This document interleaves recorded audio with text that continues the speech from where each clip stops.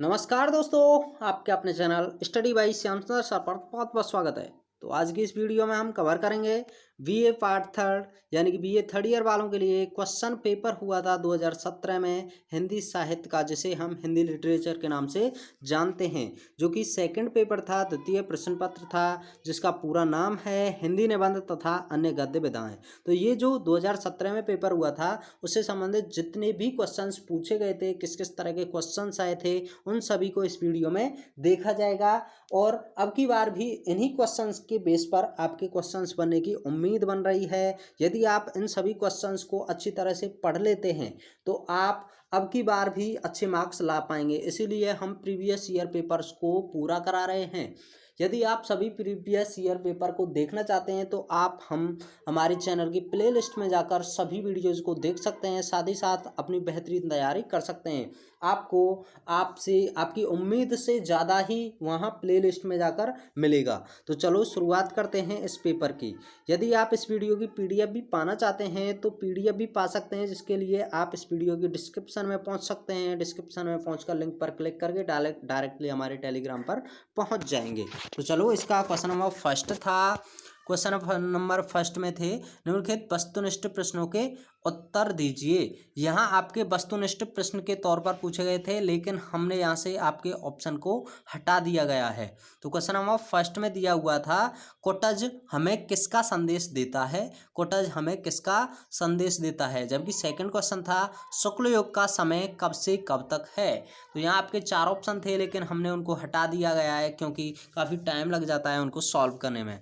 तो चलो question number third की तरफ चलते हैं। बुलबुलों का सुख स्वप्न कौन देख रहा था। बुलबुलों का सुख स्वप्न कौन देख रहा था। जबकि क्वेश्चन नंबर फोर्थ में दिया हुआ है, सीढ़ियों पर धूप में कहानी संग्रह के लेखक कौन है। सीढ़ियों पर धूप में कहानी संग्रह के लेखक कौन है। जबकि नेक्स्ट क्वेश्चन दिया हुआ है फिफ्थ में, जयशंकर प्रसाद की हीरक जयंती कब मनाई गई थी। तो जयशंकर प्रसाद की हीरक जयंती कब मनाई गई थी। जबकि नेक्स्ट क्वेश्चन है इसमें, महादेवी वर्मा को सेक्सरिया पुरस्कार किसके हाथों मिला था।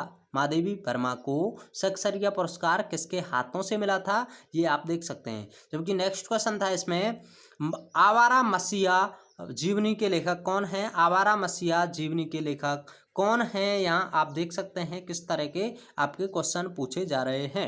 नेक्स्ट क्वेश्चन दिया हुआ था यहाँ, अपनी अपनी हैसियत लेख में लेखक क्या पढ़ते हैं।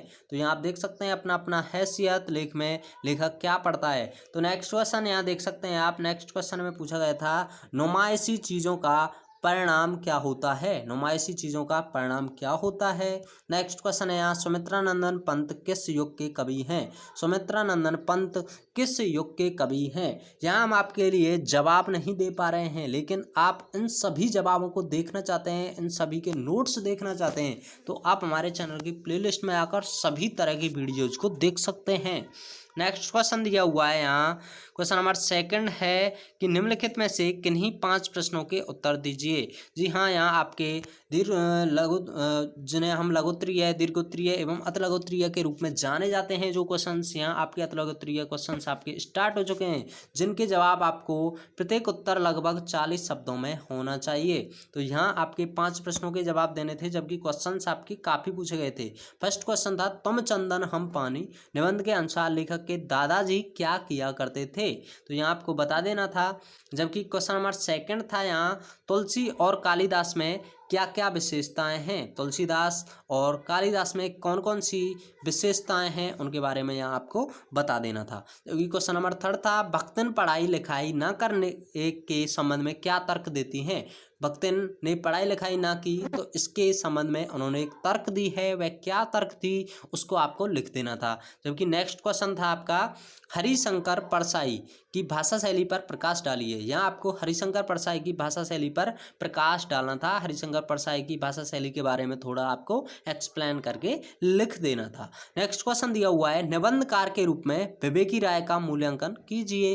निबंधकार के रूप में विवेकी राय का मूल्यांकन क्या रहा है, है उनके बारे में आपको बता देना था। जबकि नेक्स्ट क्वेश्चन दिया हुआ है यहाँ आपका, रघुवीर सहाय के कृतित्व पर प्रकाश डालिए। रघुवीर सहाय के कृतित्व पर प्रकाश डालने को बोला गया है। नेक्स्ट क्वेश्चन है यहाँ, विवेकी राय के निबंधों में अभिव्यक्त सामाजिक बोध पर प्रकाश डालिए। यहाँ आपके विवेकी राय से संबंधित काफी क्वेश्चन पूछे जा रहे हैं।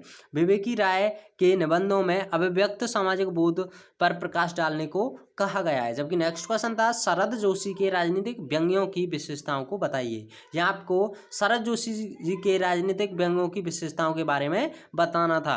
नेक्स्ट क्वेश्चन को देख लेते हैं। क्वेश्चन नंबर 3 दिया हुआ है, लेकिन आप घबराएं नहीं कि सर इतने क्वेश्चन क्यों पूछे जा रहे हैं, क्या इसी तरह का आपकी बार पेपर आएगा? जी नहीं, इस तरह का पेपर नहीं आएगा। आपका NEP 2020 के तहत पेपर आ रहा है, क्योंकि थोड़े से इसमें बदलाव कर दिए गए हैं। केवल आपको 10 क्वेश्चंस में से केवल और केवल 4 क्वेश्चंस के ही जवाब देने होंगे। तो चलो देखते हैं, लेकिन आपको इन सभी क्वेश्चंस के बारे में जानना बहुत आवश्यक है, न जाने कौन सा आपका पेपर में क्वेश्चंस आ जाए। तो चलो देखते हैं क्वेश्चन नंबर 3 को, अधोलिखित में से किसी एक प्रश्न की विस्तृत विवेचना कीजिए।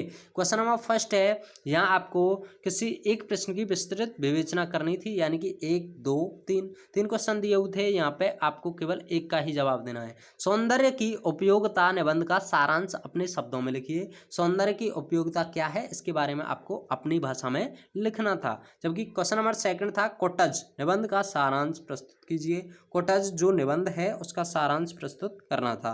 क्वेश्चन नंबर 3 था, पंडित विद्यानिवास मिश्र का संक्षिप्त जीवन परिचय प्रस्तुत कीजिए और उन पर कृतित्व पर प्रकाश डालिए। उनकी जो कृतियां हैं उन पर भी आपको प्रकाश डालने को बोला गया है। नेक्स्ट क्वेश्चन की तरफ चलते हैं। क्वेश्चन नंबर 4 में दिया गया है, अधोलिखित में से किसी एक प्रश्न का विस्तार पूर्वक उत्तर दीजिए। देखिए, यहाँ देखने के लिए क्वेश्चंस काफ़ी दिए हुए हैं, लेकिन यहाँ पूछ केवल 1 या 2 क्वेश्चंस के ही बारे में रहा है। तो यहाँ आप देख सकते हैं, केवल इनको आपको केवल 1 2 3 यहाँ 3 क्वेश्चंस में से केवल एक का ही जवाब देना था। तो यहाँ देख लेते हैं, महादेवी द्वारा रचित भक्तिन रेखा चित्र का सारांश अपने शब्दों में लिखिए। तो यहाँ महादेवी द्वारा रचित भक्तिन जो महादेवी वर्मा ने लिखी है, इनके बारे में आपको थोड़ा एक्सप्लेन करके बता देना था। क्वेश्चन नंबर 2 था, विष्णु प्रभाकर द्वारा रचित यात्रा व्रत तपोवन का सारांश अपने शब्दों में लिखिए। यहाँ भी आपको एक्सप्लेन ही करना है। क्वेश्चन नंबर 3 है, व्यंग्य की परिभाषा देते हुए हरिशंकर परसाई कृत व्यंग्य अपनी अपनी हैसियत की विशेषताओं पर प्रकाश डालिए। तो यहाँ आपको इनकी प्रकाश डाल देना था। व्यंग्य की परिभाषा देते हुए हरिशंकर परसाई कृत व्यंग्य अपनी अपनी हैसियत के बारे में थोड़ा लिख देना था। नेक्स्ट क्वेश्चन दिया हुआ है, क्वेश्चन नंबर 5 था, निम्नलिखित में से किन्हीं 2 गद्यावतरणों की संप्रसंग व्याख्या कीजिए।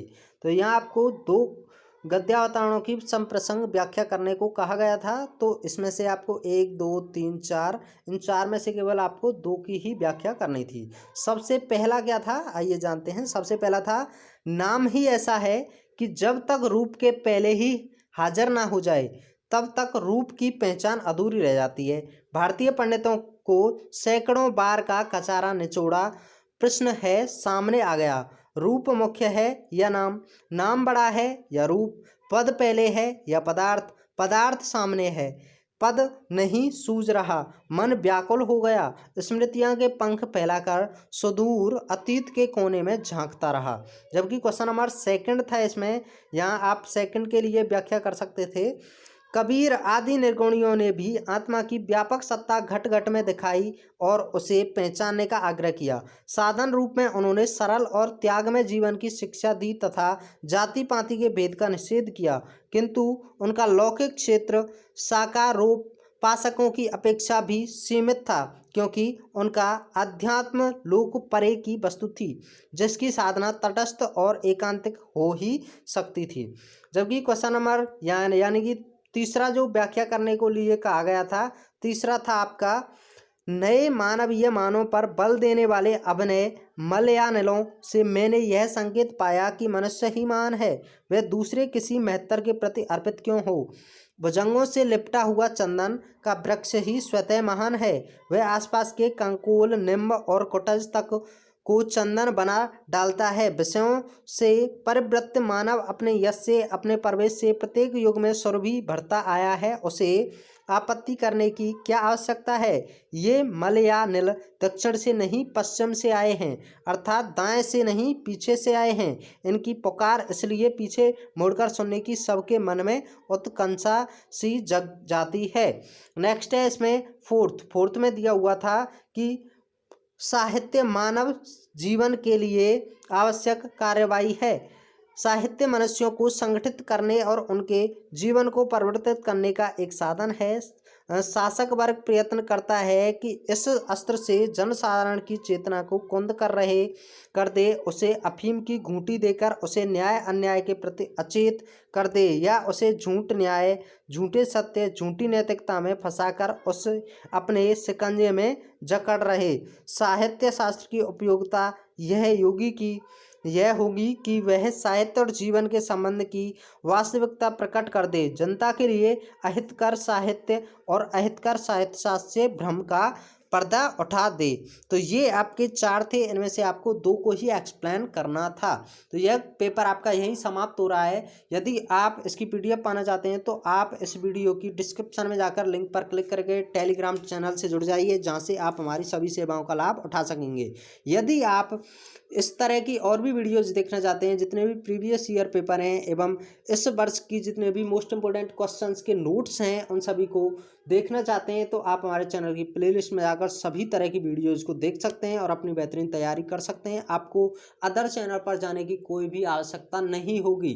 जितनी भी नई अपडेट और जितने भी नए नोट्स, जितने भी प्रीवियस ईयर पेपर हैं, उन सभी को हमने चैनल की प्लेलिस्ट में डाला हुआ है। उन सभी से आप अपनी बेहतरीन तैयारी कर सकते हैं। तो यह वीडियो यहीं समाप्त होता है। Thanks for watching. जय हिंद, जय भारत।